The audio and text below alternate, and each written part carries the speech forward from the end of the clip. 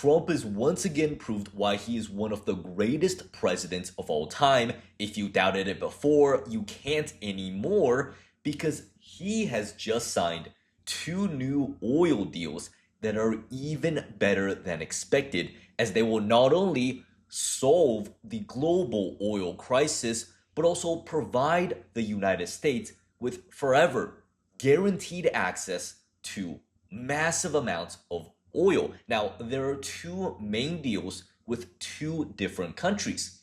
The first one that we're going to talk about is with Iraq. Take a listen here to what President Trump says during his meeting with Iraq's prime minister over here.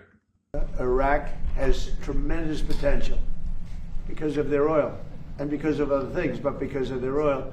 And we're going to be doing a lot of deals. We're going to create a lot of jobs for both countries, and we're going to be taking out a lot of oil. A lot of oil is coming out, and the American companies are doing it. Mostly American companies now. They don't want to do business with others. They want to do business with America, and that's good. And that's one of the reasons that I felt so strongly that this was going to be a great prime minister. American companies are going into Iraq, and we're going to be taking out a lot of oil. For more details, let's listen to what the U.S. Secretary of Energy has to say. He delivered this speech right before the U.S. companies and Iraq signed all these deals. Listen here. There is so much room to drive improvement in Iraq, to raise oil production, to reduce dependencies on hostile neighbors, to bring freedom, prosperity, and abundant energy to the nation of Iraq. Those words alone don't do that. Only businesses do that by risking capital, by investing, bringing technology and humans to Iraq to drive this improvement and to deepen this strategic partnership with the United States. So to give more details on this deal, essentially what the United States has done is that they created a group, a consortium of a bunch of different massive US companies. I believe it was 48 of them in total, consisting of, some oil giants, including Chevron, ConocoPhillips, HKN Energy, and Halliburton. And it's not just massive oil companies. We have Cisco, a tech company, JP Morgan, banking company, Starlink, once again, Elon Musk's satellite tech company, and PepsiCo, Pepsi. And let's first talk about what these companies are going to do for Iraq, what Iraq gets out of this deal. So all of these major companies with trillions of dollars are going to go into Iraq, establish new offices, new bases of operation. Iraq will get a ton of new jobs, stimulate their economy, generate billions of dollars for their economy, helping the country to become richer so they're no longer prone to instability, prone to terrorism, which helps the world become more peaceful. And in return for this, what does the United States get out of it? Well, all of these oil companies, they're not just going in there for nothing. They're going in there to survey the land, find more oil reserves, and then develop the construction necessary to get that oil out of the ground. And as President Trump said earlier during that meeting with the Iraqi prime minister, Iraq is a very rich, oil-rich country, a very abundant country. But not only that, another thing, and this is very major, that US companies that we will be doing, is that we will be reviving a dead pipeline, a major pipeline to transit oil out of the Middle East, specifically Iraq, and bypass the Strait of Hormuz. So this is reporting done by CNBC. This pipeline was signed at the Chamber of Commerce Summit in Washington on U.S. investment in Iraq, with the Energy Secretary Chris Wright presiding over it as oil company CEO. This man and Syrian petroleum oil company CEO signed this agreement.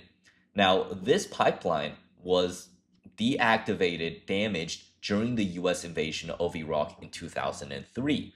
At its peak capacity, it was carrying around 700,000 barrels of oil per day. That was back in 2003 when technology, the oil pipeline technology, wasn't as great as it is today. Now today, with the help of U.S. companies, we may be able to even pump these numbers way up, right? Iraq's oil production right now fell 50% from about 2 million barrels per day in June compared to around 4 million barrels in February before the US and Iran and Israel attacked Iran. So this is a two-step deal essentially. The oil companies are going to go in there first, jack up Iraq's oil production. Okay, right now it's at 2 million. We're going to jack that up, probably go even past 4 million after the discovery of all these oil fields. And then the problem becomes how are we going to get that oil out of Iraq, right? We need to go through the Strait of Hormuz, which is having troubles with the Iran war. Iran is shooting missiles at ships. No one wants to go through the Strait of Hormuz. So what we do is we develop this massive pipeline that pumps out 700,000 barrels per day, probably even more as we repair this and make it even better. And this will go a long way in solving this global oil crisis, in solving our dependency on the Strait of Hormuz choke point, with the US at the center of it, guaranteeing that we have continued access to Iraqi oil because it is our companies in there, our engineers in there that's going to be building this. We know where all the oil is. We control the entire infrastructure, so we cannot be kicked out. Okay, and all of this in total, on top of all the oil, US companies will be earning money from these contracts, roughly $60 billion in agreements and partnerships with the Iraqi government. So on top of all that oil, they're paying us to go in there and get oil out of their country. And it's not doing nothing for Iraq. You know, Iraq will also be generating billions of dollars worth of revenue. And you can see here, this is a map of their GDP over time. You can see it reached a historic low during the 1900s, late 1990s, and the early 2000 invasions. But over the years, in recent years, it's skyrocketed up.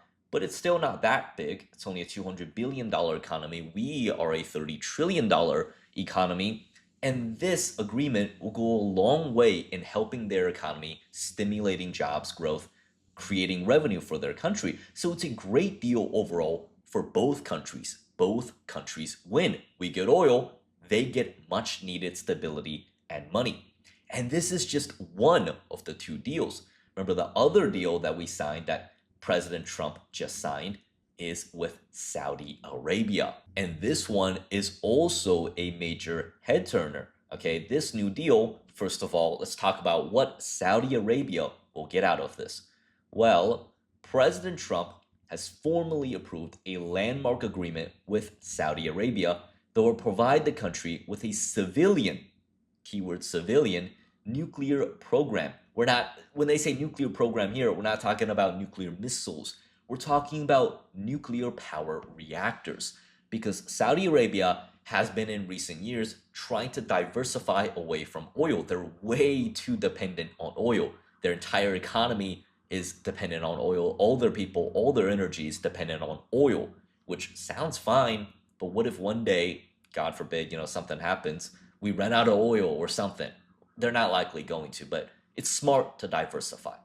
And this is a huge, huge step towards that diversification. They want to build clean nuclear power reactors, not weapons programs. This agreement will last 30 years and is estimated to be worth tens of billions of dollars. It is designed to give American companies a central role in developing Saudi Arabia's nuclear infrastructure while shutting out other foreign competitors. Okay, so the US is going to go in there and we're going to build everything. We're going to monitor everything, control everything, and this making it safe for us so we don't have another, Iran situation where other countries, Russia namely, went in there, built all this, gave them all this technology, and then their administrations flipped, turned on the US, turned on Russia, turned on everyone, and said, hey, we want weapons now. We're going to use this to build weapons. We're going to make sure that that doesn't happen by controlling everything. Every single detail of the facilities will be controlled by Americans. The only goal is to give them civilian nuclear power. Okay? And also to prevent other countries, Russia, China, whoever, from going into Saudi Arabia and teaching them how to refine nuclear weapons and make nuclear weapons. So this is what Saudi Arabia gets out of this deal. Now, what does President Trump, what do the United States get out of this deal? Well, first of all, we are guaranteeing for ourselves access, protected access, continued access, future access to the massive amount of oil that Saudi Arabia has, right? They have the number 2 reserve in the world at 267 million. Is that million or is that billion? I believe that might be billion. 267 billion barrels of oil. The production is 10 million a day, number 2 in the world, but they don't consume all of it. In fact, they export 7 million a day, which is far greater than Iraq even, and we are one of their main importers. So this deal guarantees for us continued access to one of the world's largest exporters, and on top of that, to guarantee a safe supply of all of these oils. Listen to what President Trump has to say when asked about what would happen if Houthi rebels were to attack our Saudi allies. What is your level of concern of a blockade of the Red Sea by the Houthi rebels, opening up another front in the war? We'll see what happens. So far, it hasn't happened. It might happen. But we take care of things. If something like that happens, we take care of it. You know, we've done that with the Houthis before, and we haven't heard from them in a while since we did what we did originally. That was about 45 days of very powerful action we took against the Houthis. And we've had no problem with the Houthis. They've had no problem with us for a long period of time, including during this conflict. Now, remember, the Houthi rebels are a group of radical terrorist rebel groups that are backed. They're an Iran-backed militant group who sided with Iran during the initial phases of the US-Israel-Iran war and tried to support Iran, but were quickly demolished by Israel and US strikes. Now, they're threatening to blockade Saudi ports, which is unacceptable. Saudi Arabia will get a lot of oil from them, and Trump will be taking care of the Saudis to ensure continued oil access. What do you think of these two deals? Are they major? Will it solve the global oil crisis? Will it help the US secure oil access in the future? Did President Trump do a good job? Leave a comment down below. Make sure to subscribe, and I'll see you guys here again later.